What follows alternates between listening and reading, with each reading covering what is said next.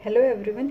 आज की क्लास में हम स्टार्ट करेंगे chapter number 9 force and laws of motion. तो सबसे पहले यहाँ पर फोर्स क्या होता है। Force is just a pull और पुश विच चेंजेस और tends to change the state of object. Means ये क्या होता है, फोर्स का मतलब कि कोई भी ऑब्जेक्ट यहाँ पर रखा हुआ है, या तो हम उसको क्या करते हैं, पुल करते हैं, अपनी तरफ उसको पकड़कर खींचते हैं, या फिर उसको पुश करते हैं। उसी ऑब्जेक्ट को हमने क्या किया, पुश किया। अगर पुश किया तो उस टाइम पे जो ये पुल और पुश होगा उसी को हम क्या बोलते हैं, फोर्स बोलते हैं। और ये जो पुश और पुल होगा वो क्या करेगा, या तो उस ऑब्जेक्ट की स्टेट को चेंज कर देगा, या उस फोर्स के अंदर वो टेंडेंसी होगी कि वो ऑब्जेक्ट की स्टेट को चेंज कर दे। अब स्टेट कैसी हो सकती है, वो रेस्ट में हो सकता है या फिर वो मोशन में हो सकता है। तो फोर्स क्या हो गया, जस्ट ए पुल और पुश। नेक्स्ट है टाइप्स ऑफ फोर्स। फोर्स की 2 टाइप्स होती है। फर्स्ट है unbalanced force, unbalanced force. Second है balanced force, balanced force. Unbalanced force का मीनिंग क्या होता है, when unequal force applied on a body. For example, हमने यहाँ पर एक बॉडी कंसीडर की, एक बॉक्स लिया हमने। जब इस बॉक्स को मूव करवाने के लिए अनइक्वल फोर्स अप्लाई करेंगे तो उसको हम बोलेंगे अनबैलेंस्ड फोर्स। फॉर एग्जाम्पल, ये यहाँ पर फ्लोर पर रखा हुआ कोई भी एक बॉक्स है। यहाँ पर जो पर्सन खड़ा है वो एक छोटा सा बच्चा है, वो क्या कर रहा है, इसको पुश कर रहा है। यहाँ पे ये क्या होगा, एक स्मॉल किड हो गया, स्मॉल किड हो गया मीन छोटा बच्चा है। यहाँ पर एक बड़ा पर्सन है, वो इस बॉक्स को मूव कर रहा है। यहाँ पर ये क्या है, एक मैन है। तो यहाँ पर देखो, जो स्मॉल किड होगा, जो स्मॉल बच्चा होगा, वो जो फोर्स लगाएगा उसको अगर हमने F1 माना है, और यहाँ पर जो ये मैन है, ये जो फोर्स लगाएगा उसकी वैल्यू हमने मान ली F2। तो क्या होगा, जो बड़ा आदमी होगा वो फोर्स ज़्यादा लगाएगा, फोर्स F2 ग्रेटर होगा F1 के कंपैरिजन में।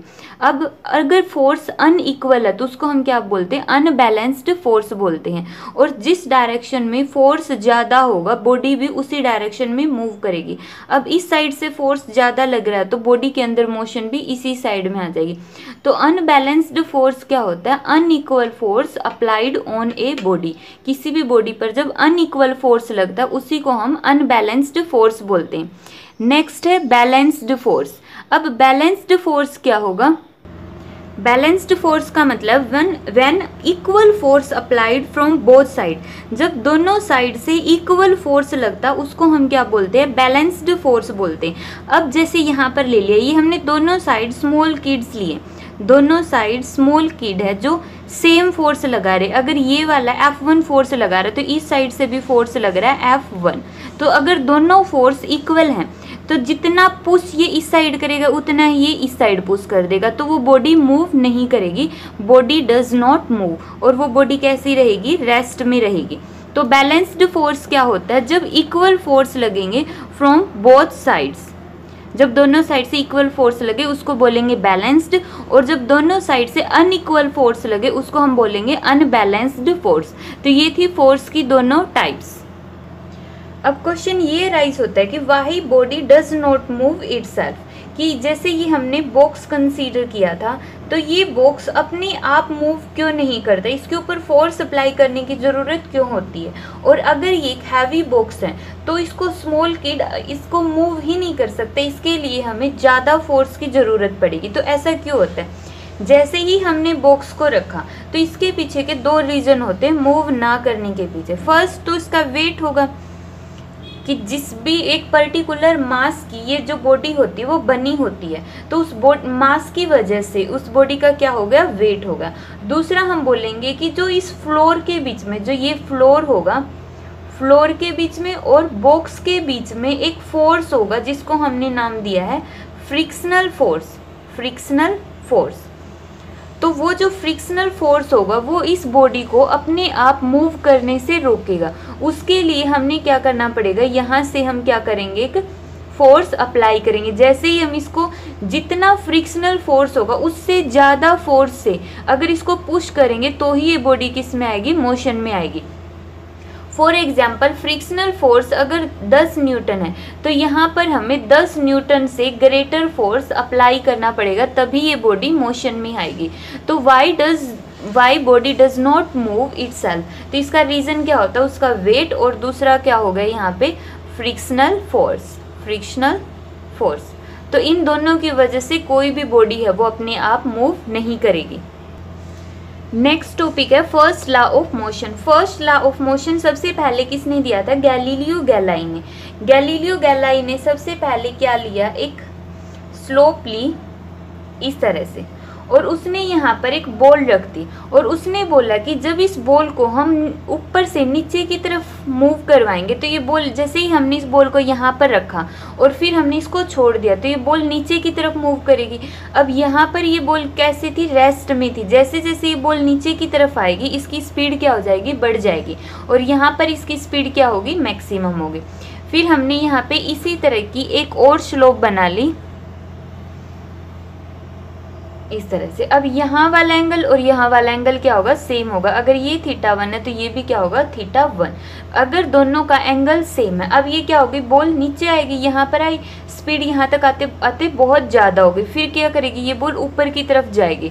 जैसे जैसे ऊपर की तरफ जाएगी इसकी स्पीड क्या हो जाएगी, कम हो जाएगी। तो इस पॉइंट के ऊपर इसकी स्पीड वापिस से कितनी हो जाएगी, 0 हो जाएगी। तो गैलीलियो ने इससे क्या कंक्लूड किया, if angle of inclined plane is same, कि अगर ये इंक्लाइंड प्लेन का एंगल सेम है, then the body rises up to same height, तो वो जो बॉडी होगी वो सेम हाइट तक राइज करेगी, एंड ट्रैवल सेम डिस्टेंस, और जितनी डिस्टेंस ट्रैवल करेगी, जितनी वो यहाँ से यहाँ तक ट्रैवल करके आई उतनी ही डिस्टेंस वो यहाँ से यहाँ तक ट्रैवल करेगी।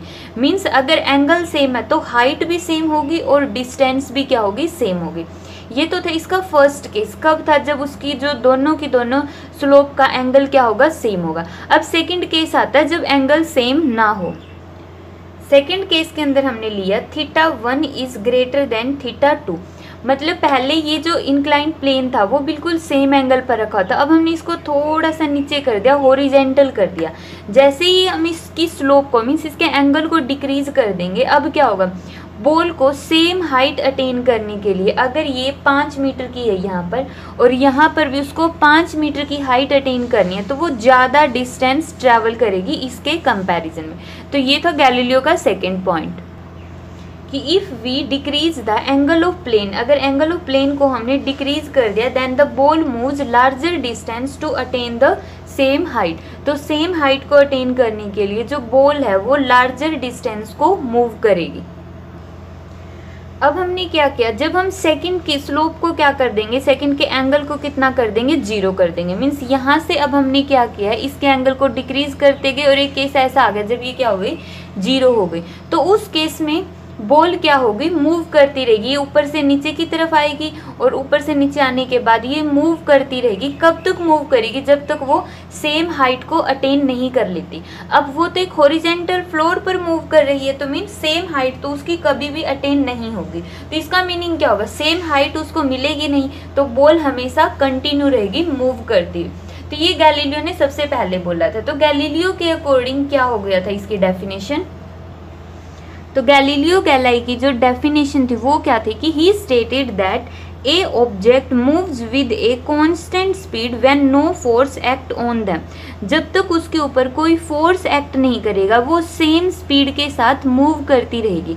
अगर उस ऑब्जेक्ट को अपनी स्टेट को चेंज करना है, मीन्स अगर वो रेस्ट में है, रेस्ट से उसको मोशन में आना है, या फिर अगर वो बॉडी पहले से ही मोशन में है, मोशन से उसको आना है रेस्ट में, तो दोनों ही केसेस के अंदर क्या करना पड़ेगा, हमें बाहर से एक्सटर्नल फोर्स अप्लाई करना पड़ेगा। अगर हम चाहते बॉडी रेस्ट से मोशन में चली जाए तो उसके लिए हमें बाहर से फोर्स अप्लाई करना पड़ेगा। और अगर बॉडी मूव कर रही है तो वो हमेशा मूव करती रहेगी जब तक कि उसके ऊपर बाहर से कोई एक्सटर्नल फोर्स न लग जाए उसको रेस्ट में लेकर आने के लिए। जैसे अभी हमने पढ़ा था कि जब भी कोई भी बॉल है वो इस स्लोप से नीचे मूव करती है और हॉरिजेंटल डिस्टेंस में मूव करती रहती है, तो वो कब जाकर रुकेगी? अगर हम यहाँ पर ये बोल दें कि बॉल के और फ्लोर के बीच में कोई फ्रिक्शनल फोर्स नहीं है, अगर कोई फ्रिक्शनल फोर्स ना हो तो वो बॉल हमेशा ही किस में रहेगी? मोशन में रहेगी। लेकिन अब हमें पता है कि बॉल के और फ्लोर के बीच में फ्रिक्शनल फोर्स आएगा, तो इसकी वजह से बॉल थोड़ी सी दूर जाके रुक जाएगी। तो यही गैलीलियो का लॉ था। अब किसी भी ऑब्जेक्ट के अंदर जो उसकी टेंडेंसी होती है, किस चीज़ की टेंडेंसी? या तो वो उस रेस्ट में है तो रेस्ट में रहने की टेंडेंसी, और अगर वो मूव कर रही है तो मोशन में रहने की टेंडेंसी को, उस टेंडेंसी को ही हम क्या बोलते हैं? इनर्शिया बोलते हैं। और इसी वजह से गैलीलियो लॉज को हम क्या बोलते हैं? Law of inertia, law of inertia. और न्यूटन ने भी सबसे पहले गैलीलियो के लॉ को रीस्टेट किया था। सबसे पहले क्या किसने दिया था? गैलीलियो ने इस लॉ को डिफाइन किया, फिर न्यूटन ने इसके लिए इसके ऊपर स्टडी की और उसने फर्दर इसको क्या नाम दे दिया? फिर न्यूटन्स फर्स्ट लॉ। तो फर्स्ट लॉ ऑफ मोशन का क्या नाम होगा? First law of motion means Galileo law of motion, law of inertia और न्यूटन्स फर्स्ट लॉ। कल के लेक्चर में हम देखेंगे कि इनर्शिया और मास में क्या डिफरेंस होता है।